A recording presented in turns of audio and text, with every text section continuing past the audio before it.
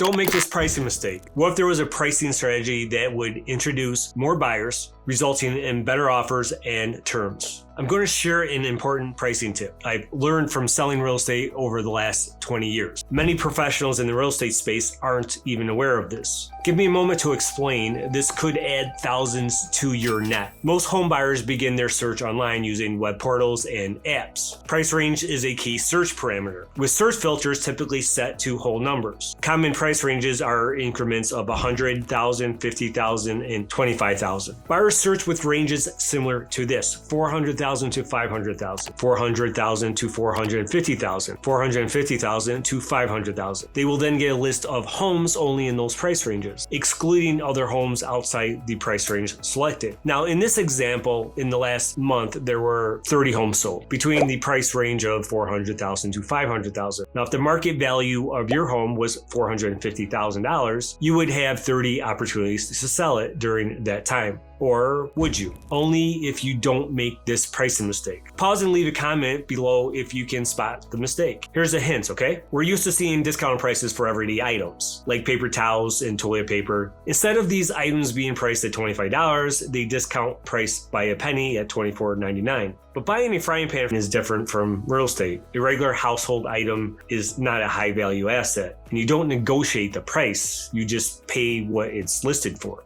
Most homeowners don't own more than 3 homes in their lifetime. It's one of the most expensive assets you will ever buy or sell. Makes sense that it should not be treated like a box on the shelf or toilet paper. Consider if the last month's sales in your area, 30 homes sold between 400 to 500,000, 5 buyers searched between 400 and 500,000, 15 searched between 400,000 and 450,000, and 10 searched between 450,000 and 500,000. By pricing at $449.9, a discount of $100, 20 buyers would see your listing, but the 10 buyers searching between $450,000 and $500,000 would not. By price bracketing, your asking price at $450,000, you fall into a price range that includes both sides of the buyer's search results, introducing more opportunities to get a better offer or even multiple offers. So instead of the 20 potential buyers with the discount pricing, you would have 30 potential buyers. Depending where the buyer falls on the spectrum of the price range will dictate how the home is perceived. The $400,000 to $450,000 range, the property will be perceived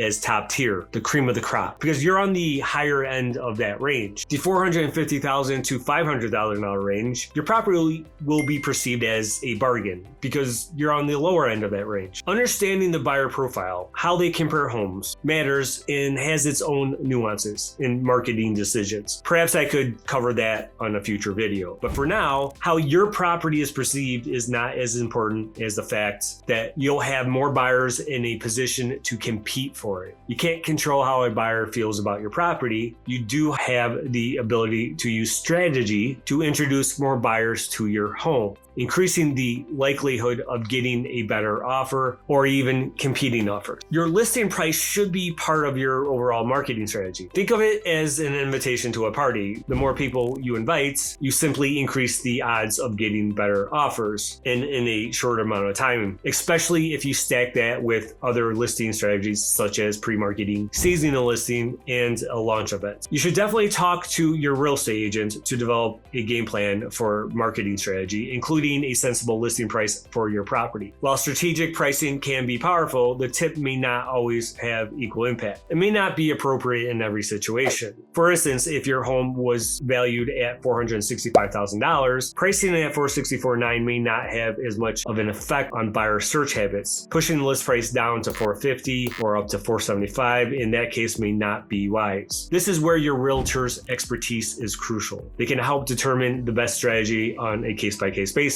in current market circumstances. Pricing a home can be very complicated because it's not a perfect science. Real estate agents use various data points like recent sales, current pending contracts, active listing count to determine the fair market price. We also consider other indicators like supply and demand metrics, month supply, days on the market, list to sold price ratios, and showings to contract ratios, just to name a few. So if you do sell your home, don't follow what everyone else is doing. List your home with the intention of optimizing every opportunity to get the best terms. If you found this information helpful and want more tips on selling your property in the southwest suburbs of Chicago, please hit notify, like, and subscribe. I'm Raymond Kennedy, a local real estate broker, and I've been helping homeowners like you for 20 years. My contact info is in the description if you would like to get a hold of me. If you are not in my area and would like help finding an experienced broker in your area, I work with real estate agents across the country. Contact me below. See you soon.